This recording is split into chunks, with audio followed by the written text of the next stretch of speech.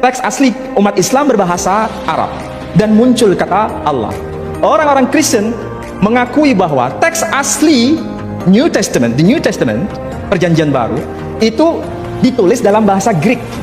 Tapi di dalam bahasa Greek tidak pernah muncul kata Allah, satu pun tidak pernah muncul.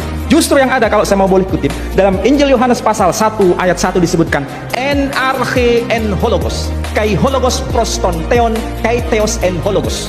Itu bahasa Greeknya. En arche, pada mulanya. Orang Malaysia mengatakan pada mulanya. Di Indonesia pada mulanya. En arche, en hologos adalah logos. Logos itu kalau bahasa kita sama dengan firman. En hologos proston theon, dan logos atau firman itu bersama-sama dengan theon, yaitu theos. Kai theos en hologos, dan firman itu adalah theos. Jadi yang ada itu kata theos, kalimah theos, bukan kalimah Allah. Merujuk pada teks asli. Kalau teks asli tertulis theos, theon, lebih baik itu yang dipakai sebagai identity marker orang-orang Kristen di Malaysia maupun di Indonesia atau Asia Tenggara ini. Seharusnya menggunakan theos. Dan Roman Katolik yang menggunakan bahasa Latin, muncul kata dios. Dios dan theos, dios bahasa Latin, theos bahasa Greek. Latin dan bahasa Greek itu satu rumpun. Maka yang satu menyebutnya dios, yang satu theos. Dan ini satu akar dengan bahasa Sanskrit, dios. Maka ada dius pater. Jadi satu rumpun. Jadi kalau kembali pada teks asli, sebetulnya tidak ada masalah. Dan umat Islam merujuk pada teks asli, muncul kata Allah. Nah, masalahnya yang terjemahan bahasa Indonesia atau bahasa Melayu, diterjemahkan apa? Pada mulanya adalah firman, firman itu bersama-sama dengan Allah, dan firman itu adalah Allah. Yang di negeri Arab, yang Injil berbahasa Arab menyebutkan fil bad'i kanal kalimah wal kalimatu kana indallah wal kalimatullah. Jadi mereka menggunakan istilah Allah dalam konteks Kristen Timur Tengah. Betul, ada kata Allah. Tapi ingat, itu bukan teks asli. Itu adalah teks terjemahan Injil berbahasa Arab.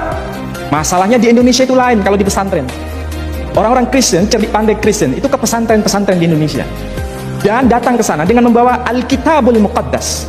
Kalau orang-orang pesantren, kiai-kiai di pesantren, terutama yang di desa-desa, selalu mengatakan, oh ini ya Injil yang asli. Mengapa? Karena mereka berpikir bahwa yang asli itu berbahasa Arab. Jadi dikiranya Nabi Isa itu berbahasa Arab. Padahal itu hanya terjemahan. Nah, inilah yang dipakai, kelemahan seperti inilah yang dipakai oleh orang-orang Kristen untuk melakukan evangelisasi melalui bahasa yang dikekalkan di kalangan mereka. Jadi saya kira di sini juga menjadi problem.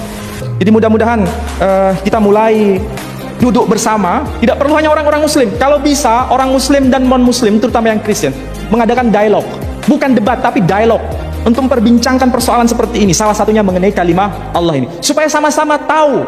Kita selama ini tidak tahu Kristen itu seperti apa. Bertujuan mengembalikan pada teks asli, maka Allah sebagai nama, kembalinya pada Islam.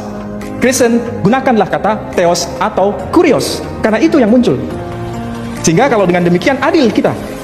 Tidak perlu ada saling curiga-mencurigai. Muslim bisa toleransi kepada yang Kristen bisa toleransi kepada yang Muslim.